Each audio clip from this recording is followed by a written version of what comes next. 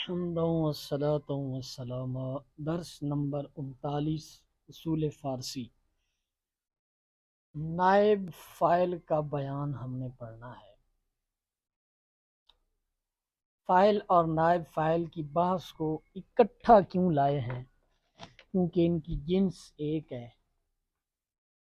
جہاں فاعل نے آنا تھا اب وہاں نائب فاعل آ رہا ہے،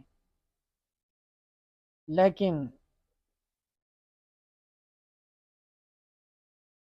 یہ مفعول کے معنی میں ہوتا ہے، وہ مفعول جس کا فاعل ذکر نہ ہو۔ فعل معروف کا فاعل ہوتا ہے اور فعل مجہول کا نائب فاعل ہوتا ہے، جس کو مفعول ما لم یسمى فاعلہ بھی کہتے ہیں، یعنی مفعول اس فعل کا جس کا فاعل مذکور نہ ہو۔ آپ نے تعریف ہی فعل مجہول کی یہ پڑھی تھی کہ وہ فعل جس کا فاعل مذکور نہ ہو۔ اب اس کو نائب فاعل کہنے کی وجہ کیا ہے؟ مفعول ما لم یسمى فاعلہ کہنے کی وجہ کیا ہے؟ اس کے دو نام ہیں۔ نائب آپ جانتے ہیں کیا ہوتا ہے؟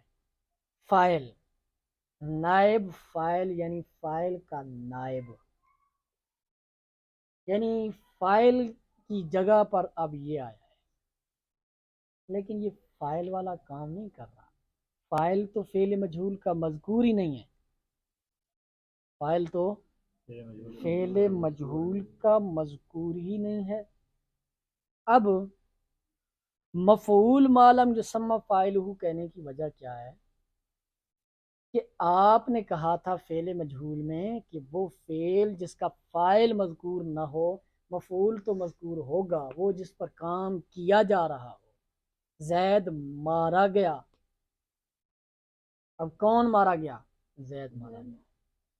کس نے مارا؟ یہ مسئلہ ہے، یہ مذکور نہیں ہے، تو اس وجہ سے اس کو مفعول کہتے ہیں، اور یہ فاعل کی جگہ پر ہوتا ہے، اس وجہ سے اس کو نائب فاعل کہتے ہیں۔ اردو میں نائب فاعل کی پہچان کا وہی طریقہ ہے جو اوپر فاعل کی پہچان کا بیان ہوا ہے، جیسے کشتہ شد زید، مار ڈالا گیا زید۔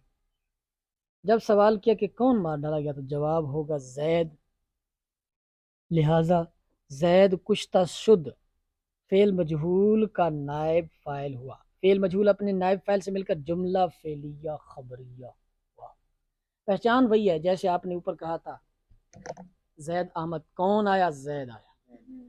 اس میں بھی آپ وہی کون سے سوال کریں گے تو جو جواب آئے گا وہ اس کا نائب فاعل ہوگا، فعل ما لم یسمى فاعل ہوگا۔ تنبیہ: فاعل اور نائب فاعل ہمیشہ اسم ہوتے ہیں، فعل اور حرف نہیں ہو سکتے، بلکہ جس اسم پر کوئی حرف ہو وہ بھی فاعل نہیں ہو سکتا۔ جس اسم پر کوئی حرف آ جائے وہ بھی فاعل نہیں ہو سکتا۔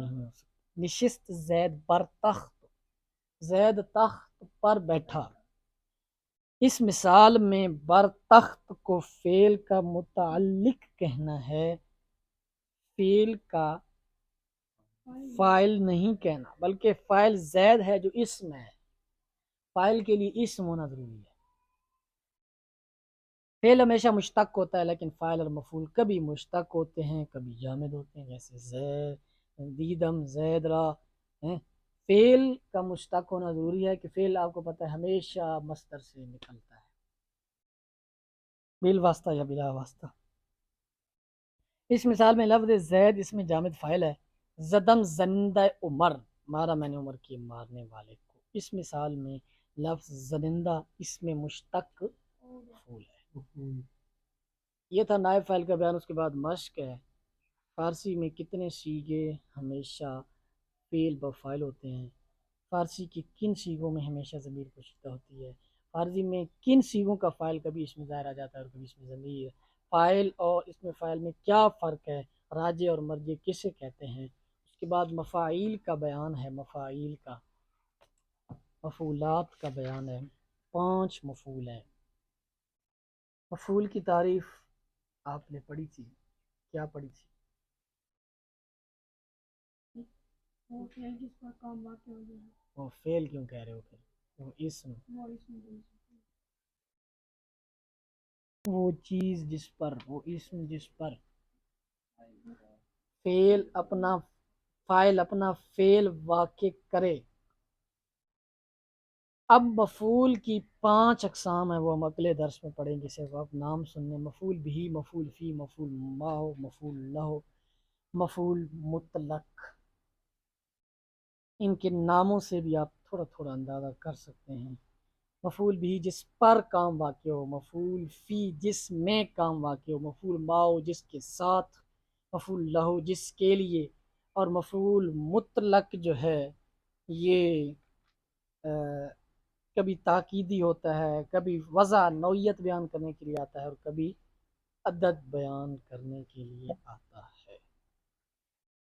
یہ تھا آج کا درس۔ هذا هو المرام، والله أعلم بالحقيقة.